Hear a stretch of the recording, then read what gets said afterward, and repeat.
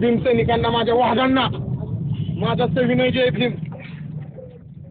शिर्डी या ठिकाणी सागर सेजवळ या दलित तरुणाचा निर्घृणपणे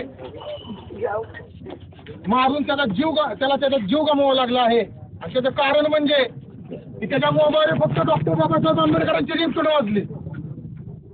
या स्वतंत्र भारतामध्ये जर आपल्याला काही स्वातंत्र्य नसेल आणि महापुरुषाची रिंगटोन वाजली म्हणून जर त्याला जीव गमवावा लागत असेल तर या शासनाचा आणि या सरकारचा मी धिक्कार करतो, त्यांचा निषेध करतो. आणि त्याचबरोबर व्हॉट्सअप या वेबसाईटवर भीमाचा किल्ला आणि सर्व भीमसैनिकांना शिर्डी या ठिकाणी आक्रोश मोर्चा काढला होता. तिथील काही जातीवाद्यांनी अपशब्द वापरून फेसबुक व्हॉट्सअपवर त्यांनी आपलं अन्याय आपण किती अन्याय सहन करतोय आणि आपले अन्याय सहन करण्याची जी कॅपॅसिटी आहे ती दाखवण्याचा प्रयत्न केलेला आहे. आणि त्याचाच निषेध म्हणून आज आपण या ठिकाणी मोर्चाच्या स्वरूपात जमलेलो आहे.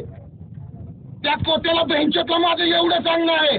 आणि त्या ठिकाणी कार्यरत असलेले सत्तेत असलेले विखे पाटील त्यांचा मी या ठिकाणी राजीनाम्याची मागणी करतोय. आणि त्याचबरोबर जे कोत्या आपलं विखे पाटलासारख्या भिकारचोट आणि आईबरोबर झोपणाऱ्या माणसाने हे कृत्य करायला लावलेलं आहे कोत्याला. आणि त्या कोत्या ही वेश्याची अवलाद आहे. साध्या सुध्या महिलेची अवलाद नसून कोत्या हा वेश्याची अवलाद आहे. आणि त्या वेश्याच्या अवलादीला माझं एवढं सांगणं आहे की तू अंधारात बोलतोय. तुझ्या गांधीच्या समोर येऊन बोल.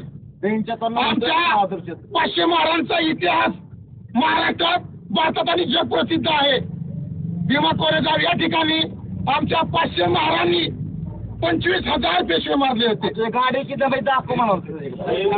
आमच्या 500 महारांनी 25,000 पेशवे मारले होते. तो आमचा इतिहास आहे.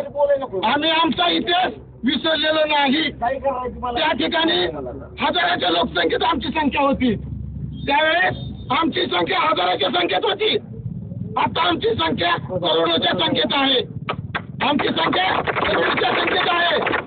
अरे विखे पाटला, आमची लहान लहान मुलं जर त्या शिर्डी गावा मुतली तर नसताना नाबूद शिर्डी गाव होऊन जाईल. लहान लहान मुलं मुतली ना शिर्डी गाव तरी सगळं शिर्डी गाव वाहून जाईल. ही परिस्थिती शिर्डी गावाची आहे. आता तुम्ही सांगताय का की तुमच्या कार्यकर्त्यांनी एखाद्या निरपराध महिलेच्या